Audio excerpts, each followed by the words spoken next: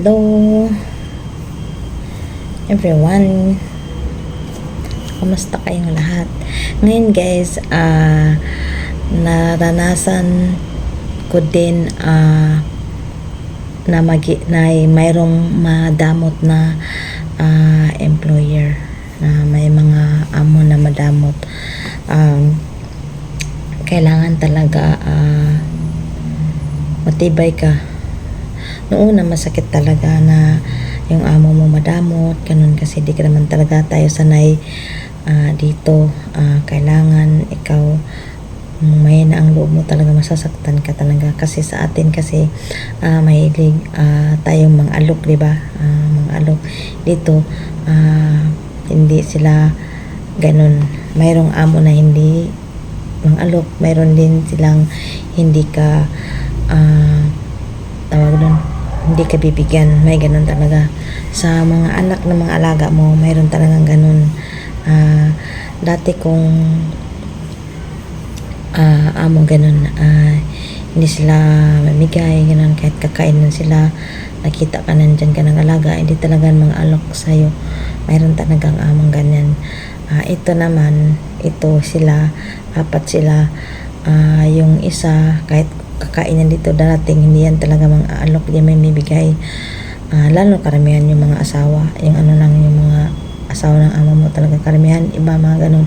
Pero yung mga anak ni Lola na mga dalawa, pag kumain sila, bibigyan nila ako.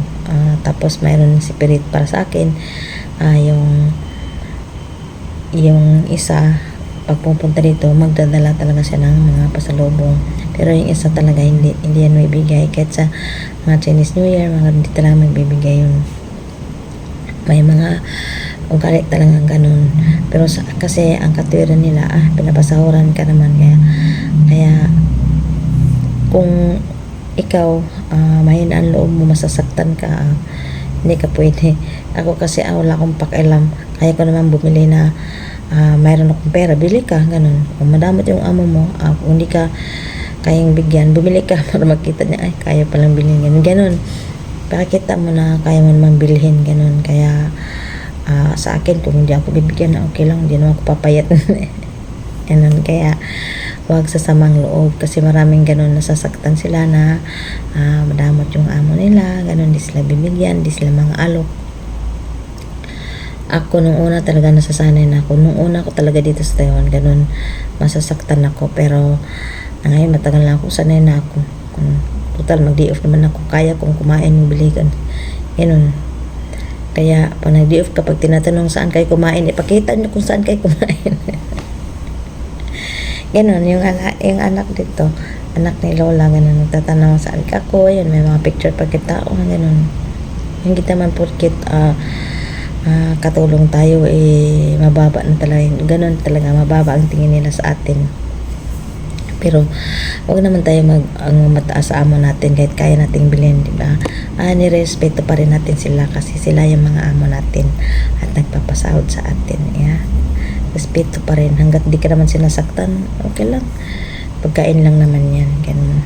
Kaya wag tayong sasama ang loob pag dinamutan tayo ng amo natin. Yes, ako kasi basta mayroon lang kanin, may ulam, may bigas, mabubuhay na ako dyan. Hindi ako maghanap ng kung ano-ano pa. Makukontento lang ako kung anong mayroon sa kusina namin. Okay guys, sana may natutunan sa sinabi ko, na hindi sasama ang loob pag hindi ka binigyan ng amo mo, kasi wala silang ganun. Okay guys, thanks for watching. Like and comment and share. Bye.